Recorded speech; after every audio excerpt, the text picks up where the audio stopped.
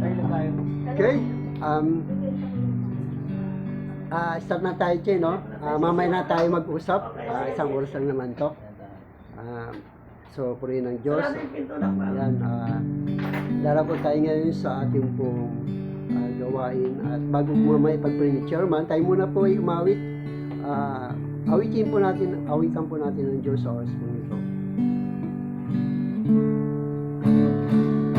Panginoon, minamahal kita, paglilingkuran ka habang nabubuhay. Lumagsama ng mga pagsubok, alam kong ikaw ang sa aking susubaybay. Kaya ako'y susunod sa iyo upang ipahayag ang iyong salita. Buhay ko man aking iaalay, bilang handog sa iyo, Panginoong Isus. Ang sala ko'y iyong pinatawad, iyong pinagaling aking karamdaman. Binago mo lubos ang buhay ko, kaya gamitin mo sa iyong gawain. Kaya ako'y susunod sa iyo upang ipahayag ang iyong salita. Buhay ko man aking iaalay, bilang handog sa iyo, Panginoong Isus. Kaya ako'y susunod sa iyo upang ipahayag ang iyong salita. Ay kuman aking iaalay, bilang handog sa iyo, Panginoong Isus. Ano po ang ating chairman sa palimulang panalangin? Dakilang Ama, makakalimutan sa salamat po, Ama, sa gabing ito na katituloy. Sinabi ko sa Secretary sa 2 sa 3, nasa kalagitnaan ka namin. Panginoon, humingi po kami sa inyong kapatawaran. Nakasakit man kami sa aming kapwa, sa mga salita. Hiningi po kami ng tawad sa iyo, Diyos. Kami po mag-aaral sa iyong salita at alam po namin, Panginoon, nandito po kami lahat magpupuri at magpapasalamat sa iyo, Panginoon. Amen. Salamat po, Ama, sa gagamitin mo po sa gabing ito ng tagapagsalita. Bigyan mo po siya ng karunungan at alam po, Diyos, sa lahat ng amin marinig ang iyong salita at mapag-aralan namin. Ito isang galalago ng aming panampalataya sa iyo, Diyos. Salamat po, Panginoon. Tunay dakila ka sa bawat buhay namin. Salamat po, Ama. Pinagpuri kita, pinasalamatan kita sa gabi ito, Panginoon. Thank you, Jesus. Thank you, Lord. Amen. Okay, tayo po muna imawit sa Panginoon. Awitan po natin ng Diyos. Nananalig ako sa iyo, aking Ama, sa biyayang loob mo sa iyo ay nagulat. Pag-ibig mo'y wagas aking nalaman. Jesus na aking Diyos, ika'y sinasampan. Hirap na buhay ko, hirap na buhay ko, di ko alintanan. Kung ito'y mawawala, wala nang pag-asa, lunas sa ngalan mo. Ako'y pinagpala, Jesus na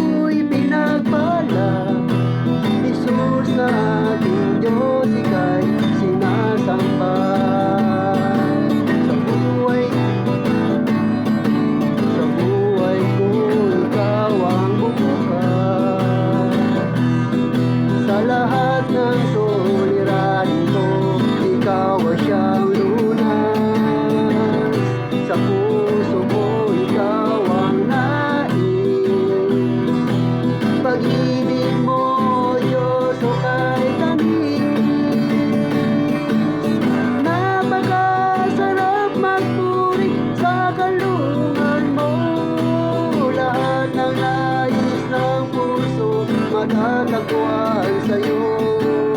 Napakasarap magpuri sa kalungan mo, wala na ngang alalahanin pa.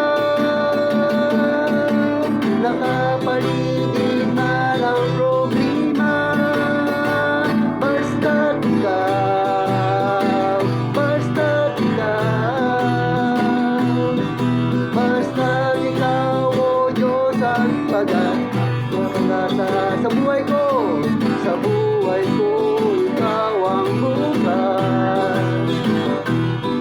Sa lahat ng suliranin ko, ikaw ang siyang lunas. Sa puso ko, ikaw ang nais. Pag-ibig mo, Diyos, o kahit tamis. Napakasarap magpuri sa kalungan mo, lahat ng nais ng puso matatagpuan sa'yo.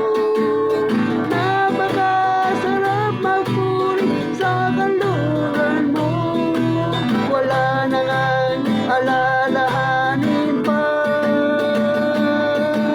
Nakapaligid man ang problema, basta't ikaw, basta't ikaw, basta't ikaw, o Diyos ang kasama. Jesus, salamat, o Diyos, salamat. Nanatili kang tapat, ibinigay mo ang lahat, kulang ang buhay ko.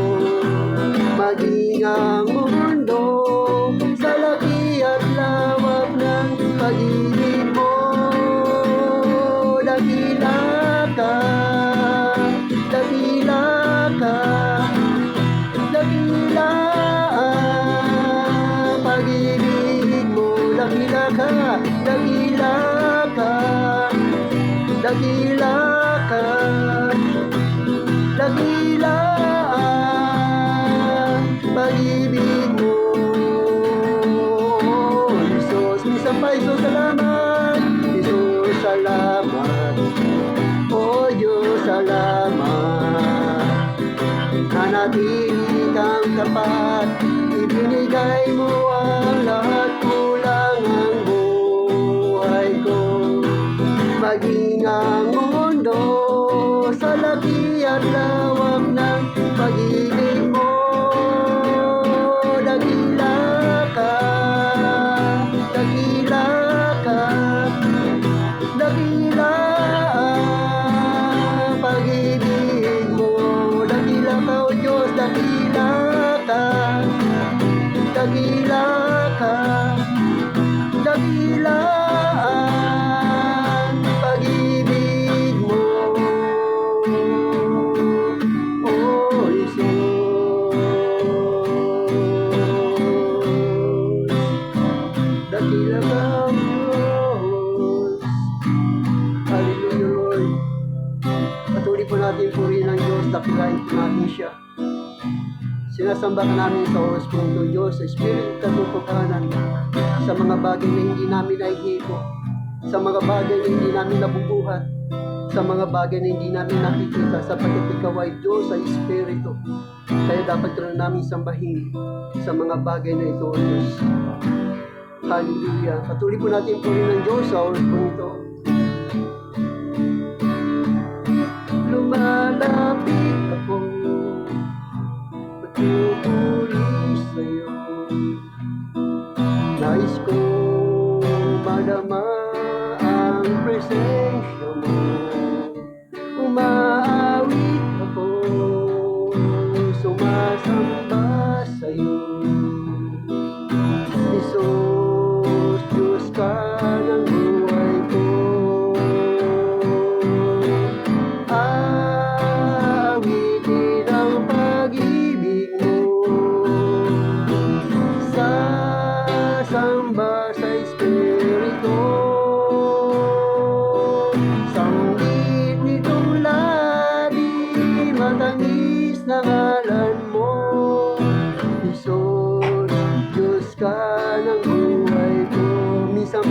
kapit mo, lumalapit ako. Nagpupuri sa'yo. Nais kong madama ang presensya mo. Umaawit ako, sumasamba sa'yo. Jesus, Diyos ka ng buhay ko. Awitin ang pag-ibig mo. Sasamba sa Espiritu. Sambit nitong labi, matamis na ngalan mo. Jesus, Diyos ka ng buhay ko. Awitin ang pag-ibig mo. Sasamba sa Espiritu. Sambit nitong labi, matamis na ngalan mo. Jesus, Diyos ka ng buhay ko. Jesus, Diyos ka ng buhay ko.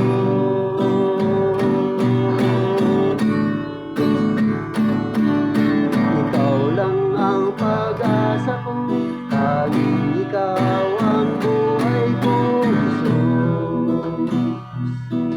Kahit ako'y nangangamba, basta't ikaw ang kasama, panatag na. Kahit kailan di ka nagkulang, biyaya mo sa aking laging ulan. Ang pag-ibig mo sa akin walang hanggan. Inibig mo ako noon pa man, kaya't ika'y sasambahin, paligid man ay madilim. Jesus, kahit may suliranin man, ang lagi kong aawitan, ikaw lamang.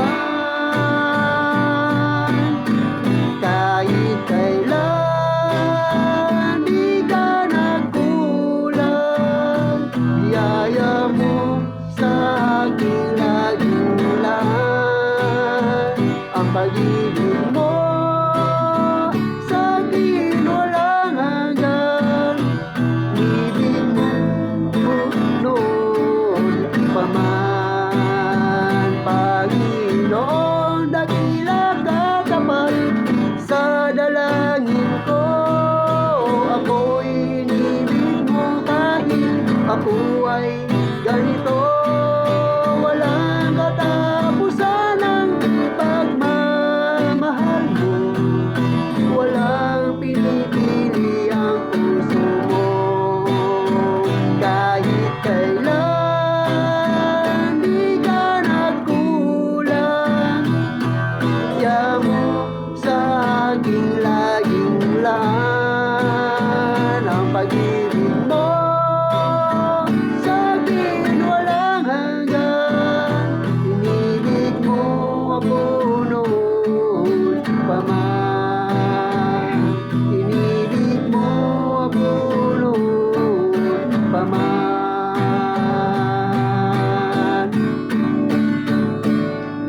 Ikaw ang aking kalakasan, kagalakan at tumihan. Yes, Lord. Dumating man ang problema, walang makapag-iwala, walang maikukumpara sa pag-ibig mo. Gaano man kalayo, gaano man kalayo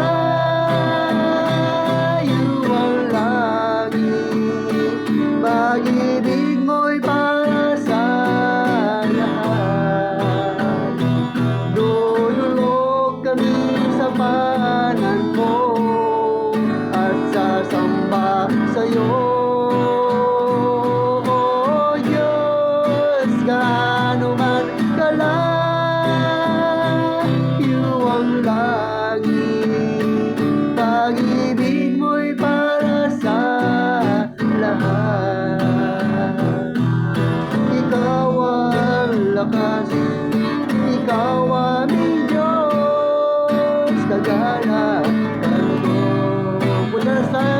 aking kalakasan. Ikaw ang aking kalakasan. Kagalakan at kumihan.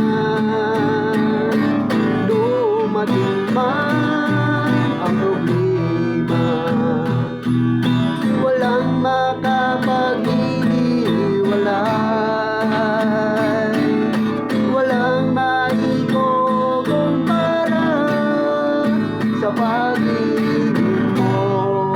Gaano man kalayo, gaano man kalayo ang langit, pag-ibig mo'y para sa lahat. Dudulog kami sa panan mo at sasamba sa'yo. O Diyos, gaano man kalayo ang langit, pag-ibig mo'y para sa lahat. Ikaw ang lakas, ikaw aming Diyos, kagalakan ko.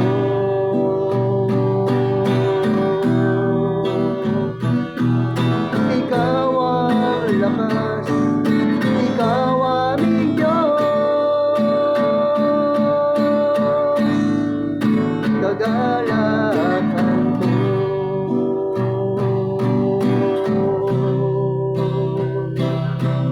Hallelujah. Purihin ka, Panginoon, sa mga oras po ito, Diyos. Ang mga awitin ito ay ibigay niyo po sa amin upang sa pamamagitan nito, Ama, ay masamba ka namin. Waluwalhati ang dakilang pangalan sa lugar po ito, Diyos. Sa loob po ng isang oras, Lord, ay namin samahan niyo po kami. Patnubayan niyo po ang bansa sa amin narito, Lord. Ang bansa sa amin, Lord, ay patuloy na iyong pagpalain financially, materially, spiritually, at maging kalakasan ng aming physical habang kami ay narito sa mundo nito, Diyos. Kaya samahan niyo po kami, pangunahan niyo po kami sa oras po ito, God, sa pangalan ng Ama, ng Anak, at yung Banal na Espiritu Santo, sa pangalan ni Jesus, sa lahat na narito yung magsabi ng Amen. Okay, purihin po ang Diyos. No? Kaya po tayo umaawit sa Panginoon dahil yun lang po ang tanging paraan para masamba po natin ang Diyos. Mapaglingkuran po natin ang Panginoon. Kaya dalawa po kasi ang awitin na rito sa mundo, awit sa sanglibutan at awit para sa Diyos. At itong inaawit natin ay para sa Diyos lamang. Kaya yun lang ang tanging paraan po natin. Kaya so bago po tayo makarinig ng salita ng Diyos ay baka gusto muna magpasalamat ng ating punong chairman sa mga pagpapala ng Diyos sa buhay niya. Nagpapasalamat ako sa Panginoon dahil minsan talagang walang Diyos sa buhay natin na tayo magagawa. Kaya salamat sa Panginoon dahil binigyan niya ako ng lakas sa buong araw na to. Hindi lang, siguro napakaraming ginawa ng Diyos sa buhay ko. Pero dahil sa lahat ng bagay na hindi siya nagkulang sa akin. Kaya salamat sa Panginoon. Yan, no? Amen. So, purihin ng Diyos at meron pa kahit isa na lang at dalako tayo sa salita ng Diyos. Meron? Ayan. So, dalako tayo. Handa na ba tayo makinig ng salita ng Diyos? Amen. So, ang salita ng Diyos, ang Diyos naman ang mangungusap sa atin. No? Kanina, tayo nagpupuri sa Diyos. Ngayon, ang Diyos naman ang siyang mangungusap sa atin sa pamamagitan ng kanyang mga lingkod. So, tawagin po natin si Pastor na siya po magbadala ng mensahe. So, magandang gabi po sa ating lahat. Kilala ko na rin, Pastor, sa kanila. Ako po si Pastor Roel Bacilier. Ako po ay senior pastor po ng Edifying Life International Ministry and Church Planter International Trainer. Isa pong kagalakan sa akin na makabalik po muli dito sa barangay po na ito. Ang ating kasama po si Chairman Lenny. Matagal na po ako magkakilala. So ako lang dinadala ng Panginoon sa iba't ibang lugar sa buong Pilipinas. Isang kagalakan sa akin na kayo po mamit at magbisita. Huwag po kayong mahiya sa amin. Ano? So feel free. Isipin nyo, bahay natin to. Okay? Isipin nyo na ito ay room natin. Yung opisina ni Chairman. So ngayon po sa gabing ito, nais ko po kayong i-encourage na dito po sa Lucas chapter 6, verse 46 hanggang 49. Apat na Luke chapter 6. Verse 46 hanggang 49. Apat na verse lamang po ang ating pag-uusapan. Ito ay hindi mahaba. Ano lang po, ito yung ating makikita kung paano ito maging relevant sa ating buhay.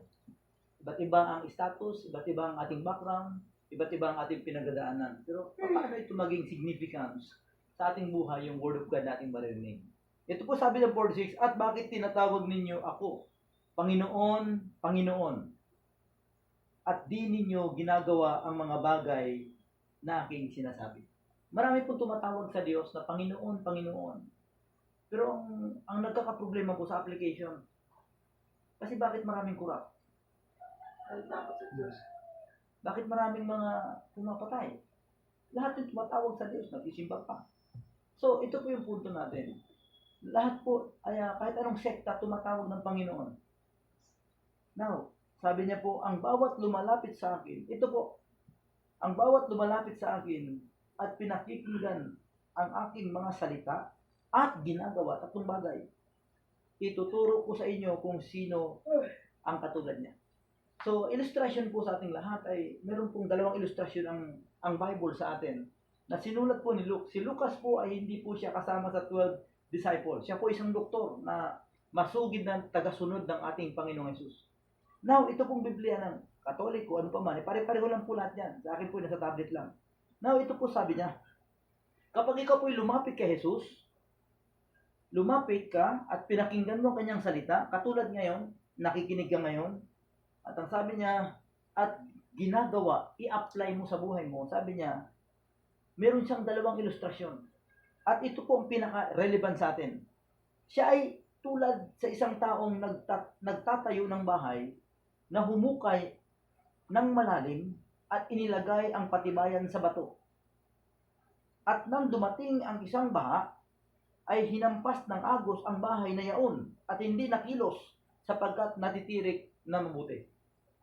So, ibig sabihin po, pag ikay lumapit kay Jesus, nakinig sa kanyang salita at ginawa, ang ilustrasyon ay katulad ka ng isang taong matalino na nagtayo ng kanyang bahay, may pundasyon. Noong unang panahon, walang bakal. Humuhukay lang po sila, tapos nilalagyan po ng malalaking bato. Bato, bato, bato. So dito po sa tondo ay meron din pong bato. Ginagamitan nga lang ng tutor. Bato. Noong unang panahon, ang pundasyon ay bato. Pero ngayon po, ang pundasyon ng mga tao sa ngayon, bato, droga. Kaya marami po mga bangang. So ito po mali ang bato. Maling bato ang pundasyon. Kaya sabi nga po, itong linyang ito, huwag niyong kalimutan na kumapit tayo kay Lord, wag sa drug lord. Kasi po, pag drug lord, sisirain ang buhay mo. Wala kang pundasyon dyan sa droga. Wala kang pundasyon dyan sa masamang bisyo. Pero ito po, may pundasyon tayo sa Diyos. At ang pundasyon na ito, yung pag-apply mo ng salita ng Diyos. Mga kapatid, mga kaibigan, ano man ang yung hanap buhay, ano man ang yung background, you have to be honest. At pag meron kang honesty, mga kapatid, may pundasyon ka, pagiging honest, right? So yung punto natin, pag meron kang transparency, may pundasyon ka bilang transparent, right? Nakuha ba natin? Yan po ang takbo ng ating buhay. Kaya ngayon ganito, ang ating pong mensahe, may pundasyon ka ba? Kasi bawat isa sa atin, ikaw at ako ay susubukin talaga. May testing ang pundasyon kung iyan ay matibay. No, may lindol na testing, may bagyo na testing diyan kung mawawasak ba ang bahay o hindi. Now, paano naman yung hindi lumalapit kay Jesus, nakikinig pero hindi na-apply? Ito ang kanyang ilustrasyon. Sa 49, datapwat ang dumirinig at hindi ginagawa ay tulad ng isang tao na nagtatayo ng bahay sa lupa, hindi bato, na walang patibayan. Laban sa yaon ay hinampas ng agos at pagdakay nagiba at malaki ang naging kasiraan ng bahay niya. Kaya may mga buhay po na wasak, may mga pamilyang wasak. Relational damage, pamilya. Kasi po, walang pundasyon. At makita po natin ang pundasyon ay nag-umpisa sa paglapit natin kay Jesus. Pangalawa, yung pakikinig mo sa kanyang salita, yung iyong naunawaan at naintindihan sa ngayon. At ang pangatlo, it is a challenge. It is your application on how you apply the Word of God, the biblical principle in your life sa bawat araw na buhay. Kaya sa ating lahat, may pundasyon ba? May pundasyon ba ang ating mga desisyon sa buhay? Yung business na pipiliin mo, dapat may pundasyon. Hindi ka makompromise sa masamang bagay. So, sa ating lahat, maikli lang po ang ating mensahe. Ganyan lang po ako magmensahe. Ang ating pong mensahe sa gabi ito, may pundasyon ba? Matibay ba ang pundasyon mo? Ito po yung mga tanong na iiwan ko sa inyo. Kung matibay ang pundasyon mo, kapag titiwala mo sa Diyos, mga kapatid, walang ibang titibay kapag ikay lumapit kay Jesus. Pakinggan mo ang kanyang salita at i-apply mo ito sa iyong buhay, ikaw ang siyang taong matibay ang pundasyon sa buhay ng mundong ito. Kaya sa buhay pananampalataya, ikaw at ako ay pareho tayong nag-journey, no? Pareho tayong naglalakbay sa mundong ito. Hindi natin alam kung hanggang kailan po tayo yung ating endpoint. Hindi natin alam. Pero ganito po, pag matibay ang pundasyon, pwede siyang tatagal sa iba't ibang uri ng pagsubok sa buhay. Anong pagsubok sa buhay na meron ka, na naranasan mo, na halos parang sumuko ka na? Di ba buhay ka pa hanggang ngayon? Mayroong universal na testing, ang COVID-19. Halos lahat tayo ay talagang nasa bahay lang, pero tingnan mo, mabuti ang Diyos, buhay ka pa. Amen. Tama po ba? Kaya sa ating lahat, kung ang Diyos ay mabuti, lumapit ka kay Jesus. Kung ang Diyos ay mabuti, pakinggan mo ang kanyang salita. Kung ang Diyos ay mabuti, i-apply mo ito sa iyong buhay. At makikita mo na bawat gagawin mo pagpapalain niya sapagkat may pundasyon ito. Kaya sa ating lahat, life is too short. You have to serve God. Magandang gabi po sa ating lahat at maraming salamat. Tayo po ay manalangin. Panginoon, salamat po sa iyong salita. Nawa po, ang aming pong mga tahanan ay matibay ang pundasyon. Ang aming pong mga personal na buhay, matibay ang pundasyon. Ang mga organisasyon kung nasaan kami, Panginoong Diyos, maging matibay po kami, Panginoon. Ang aming integrity, ang aming pamumuhay, ay meron pong bakat, Panginoon, ng katapatan at kabutihan. To follow you, O Lord, in the endeavor of your goodness and your will. Salamat, Ama, sa gabing ito. We bless your name and we worship you by hearing your word. And this we pray in Jesus' mighty name. And everybody says, Amen. Amen. Kalapakan po natin ang So, puri ng Diyos. Magandang gabi po. At meron po ba tayo natutunan? Yes. Yan, puri ng Panginoon. Baka gusto nyo po, bago tayo magtapos, baka meron po yung mga katanungan. Pwede po kayo magtanong. Kung meron kayo naintindihan at hindi naintindihan, o kung meron kayong gustong idagdag o itanong para sa gabi. Meron po ba? Ayan.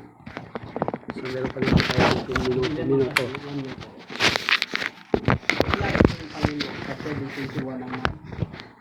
Hindi lahat na nagsasabi sa akin, Panginoon, Panginoon, ay papasok sa kaharian ng aking Amang nasa langit. Marami ang tumatawag sa Panginoon. Panginoon. Katulad ng sinasabi ng preacher natin, na ano ang katibayan na yung tinatawag mong Panginoon o marami nakakakilala kay Jesus. Marami ang Jesus na nagpapakilala. May Jesus ng sanlibutan at may Jesus ng banal na kasulatan. So ang pundasyon ng pinag-uusapan ni Pastor. Pero sabi ng 7:21 ng Matthew, hindi lahat ng tumatawag. Kasi number 1, example, maraming tumatawag sa Panginoon. Example yung masana magalit. Number 1 dyan, nasugarol. Bago sila magsugal, tumatawag yan. Panginoon, papanalunin mo ako Sa'yo na hindi po pwede. Kasi sabi ng 7:20 ang hindi lahat ng tumatawag sa bungero bago magsabong yan. Habang nagtatari yan, nananalangin yan. Para sa kanya, parang papayagan siya ng Panginoon na manalo dahil hiniram na lang ang pusto niya. Hindi po. Ang sagot ng 21 ng Matthew, yung gumaganap ng kalooban ng Amahang nasa langit. Ano yung kalooban na ito yung magiging pasaporte mo sa kalangitan? Number 1, yung araw ng Sabat. Alam mo, pinakamahalaga yung araw na yan. Ang tawag dyan, araw ng Panginoon. Ginagawa mo yan. Yan. Yan ang pundasyon na sinasabi ni Pastor. Tumutuloy ka ba tuwing Sabat ba, tuwing Linggo ba, nasa simbahan ka, nagpapasalamat ka. Kinikilala mo yung Diyos sa buhay mo. At para sa akin, ang humahakbang at sumusunod nito, una, yung nasi ka ng awa ng Diyos. Hindi lahat kung tumatawag sa Panginoon, masasabi na papasok sa kalangitan. Kundi, ang tanda rito, una, yung pundasyon, sabi nga ng pastor, nagtayo sa bato, matibay, pagtitiwala. Pangalawa, yung gumaganap ng kalooban. Itong ginagawa natin. Hindi ito kalooban natin. Kalooban ito ng Diyos. Di ba? Hindi ito aksidente, hindi nagkataon, hindi tsamba, hindi. Kung nahihiya tayo kay chairman, hindi. Kalooban ito ng Diyos. Ano ang purpose? Bakit ginagawa natin ito? Pagkain ito ng ating kaluluwa, yung salita. Ito yung nagpapatibay sa atin. Anumang dumating sa ating anumang sitwasyon dumating sa atin, mga pagsubok, problema, matatag tayo. Natututo tayo, nagiging matatag, sabi ni Pastor, kasi nga, yung pundasyon mo, nasa bato ka. Tama po ba? Yun po ang akin. So, pray ng Diyos, no? At last, baka meron pa tayong mga 10 minutes na lang. Meron? Bago mag-alas 7. Yan. Okay, so pray ng Diyos, no? At salamat. At tayo po ay umawit sa ating panghuling gawain po natin. Kay buti-buti mo, Panginoon. Kay buti-buti mo, Panginoon. Sa lahat ng oras, sa bawat araw, ika'y lagi tapat mong magmahal. Ang iyong kaway magpasawalang hanggan. Pinupuri, sinasamba kita. Dakilang Diyos at Panginoon. Tunay ngang ika'y walang katulad.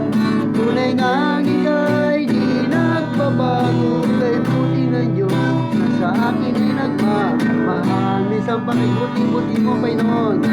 Kay buti-buti mo, Panginoon. Sa lahat ng oras, sa bawat araw, ika'y laging tapat kong magmahal. Ang iyong kaway magpasawalang hanggan. Pinupuri, sinasamba kita. Dakilang Diyos at Panginoon. Tunay ngang ika'y walang katulad.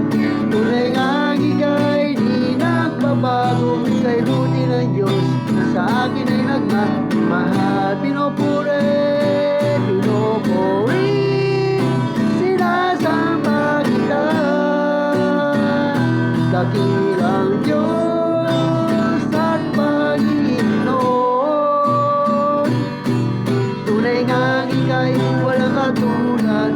Tunay ngang ika'y di nagbabago. Kay buti ng Diyos sa akin ay nagmamahal. Kay buti ng Diyos na sa akin ay nagmamahal. Kay buti ng Diyos na sa akin ay nagmamahal. Ano ko po si Pastor Mike sa panghuling panalangin. Ay manalangin sa Panginoon. Amang Diyos, purihin ka, Panginoon. Sabayin ka. Salamat po, O Diyos, sa iyong salita. Salamat sa mga iyong anak na narito. na nakinig ng iyong salita. Pagpalain mo kaming lahat, O Diyos, lahat ng aming mga plano gagawin sa aming buhay. Ikaw po ang siyang manguna sa amin. Pangunahan mo kami at lagi mo kaming samahan, O Diyos. Salamat po. Ito po ang aming samang dalangin sa pangalan ni Jesus. Amen. Amen. Amen. God bless po. Maraming po salamat. Tapos na po tayo. Praise God.